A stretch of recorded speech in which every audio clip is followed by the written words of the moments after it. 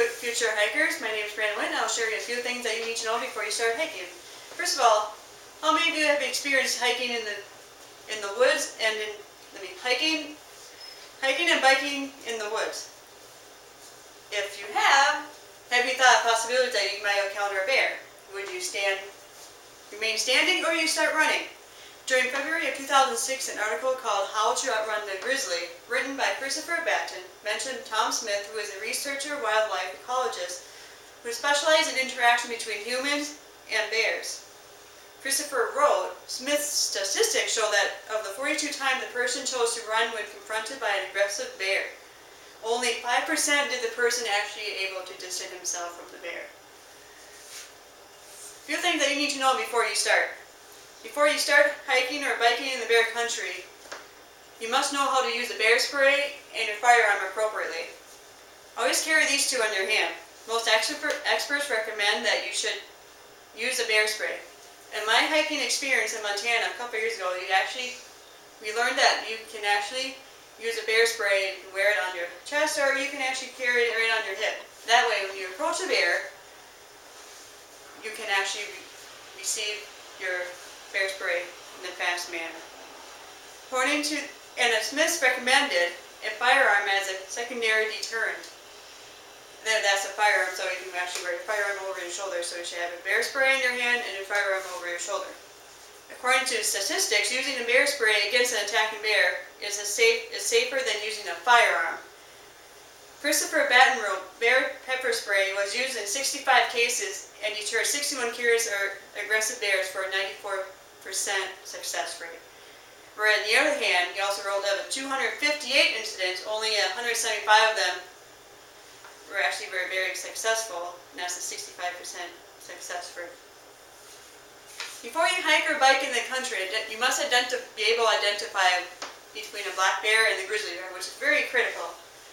According to this two diagrams right up here, the Bear Smart Society Online wrote the best indicators are the size of the shoulders and the profile of the face and the length of the claws. And we know the claws are different sizes, and also you must figure out they identify that it's a shoulder hump.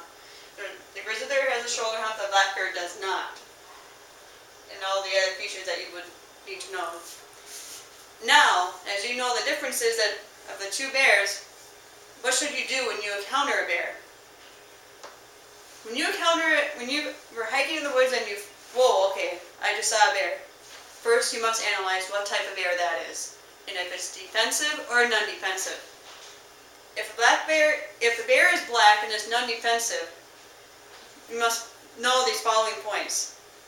On October 5, 2012, on REI Wildlife's website, T.D. Woods wrote, in the wildlife encounters, you want to avoid confrontation as the bear.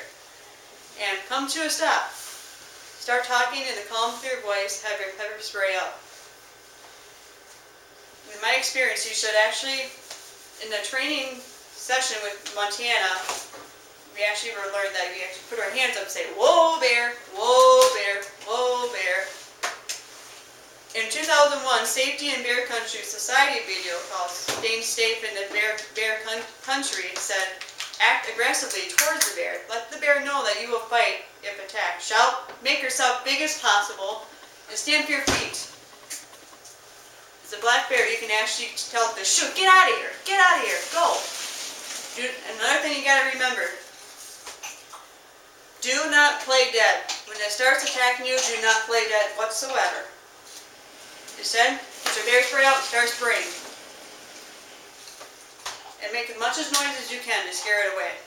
On the other hand, if the bear is a grizzly in a non-defensive or defensive situation, remember these points.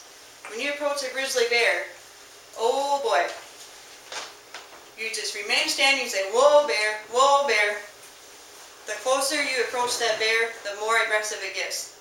They become aggressive very quickly. Also, that you remember if the grizzly bear starts charging on you, make sure you stand your ground. Say, whoa bear, start talking to him, make sure you have your bear spray out. Once they reach about 25 to 30 feet, start spraying, and the bear will scare the bear away. If it doesn't scare away, once the grizzly bear got attacked on you, now is the time to play dead with this bear.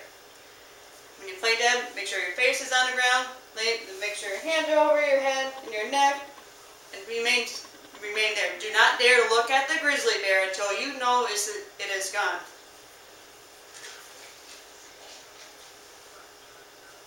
And also, the last 2 points I would like to share with you that you need to remember to be more safe in the country, in the bear country, is that in 2012, in creating the bear country, Montana government said travel in groups of 3 or more people whenever possible.